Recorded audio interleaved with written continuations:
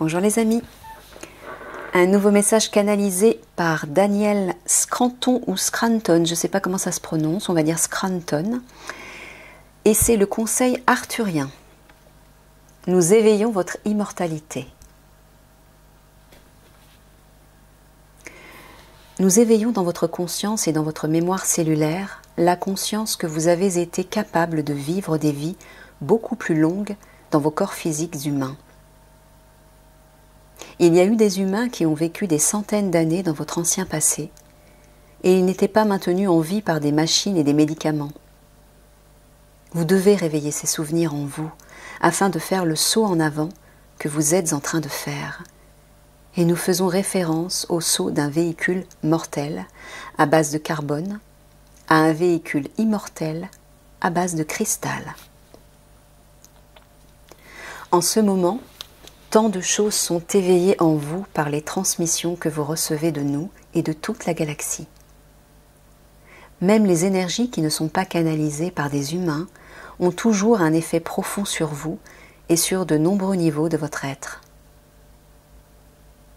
Devenir immortel est quelque chose que vous vous attendriez à voir sortir d'une bande dessinée ou de la science-fiction. Mais c'est la prochaine étape de l'évolution humaine.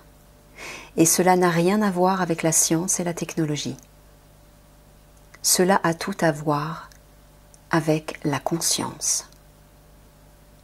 Lorsque vous vous êtes éveillé pour la première fois, ce qui a dû vous choquer, c'est l'idée que vous êtes des êtres d'énergie source. C'est beaucoup plus important que d'être Cléopâtre ou Napoléon dans une vie antérieure. Accepter votre divinité signifie accepter votre immortalité. Et nous comprenons qu'il faut du temps pour qu'une croyance comme celle-ci s'installe vraiment dans la conscience d'un être humain qui voit la mort autour de lui et se demande comment quelqu'un pourrait devenir immortel sans une sorte de magie. Mais ce n'est pas de la magie, c'est de la conscience. C'est une façon de se connaître comme ayant transcendé le physique tout en conservant une forme physique.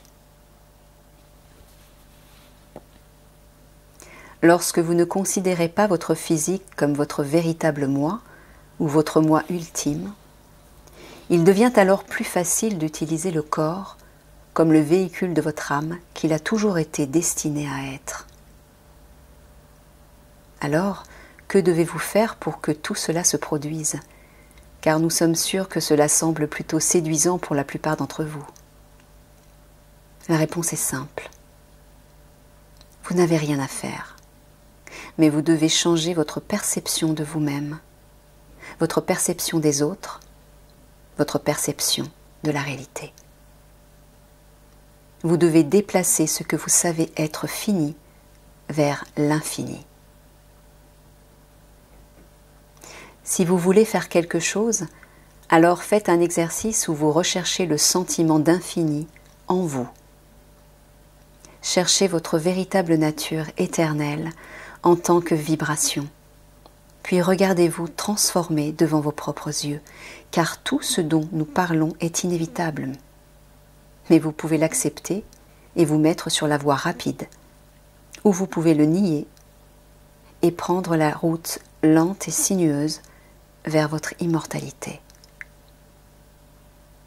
Dans tous les cas, vous êtes destiné à arriver. Nous sommes le Conseil des Arthuriens et nous avons apprécié de nous connecter avec vous.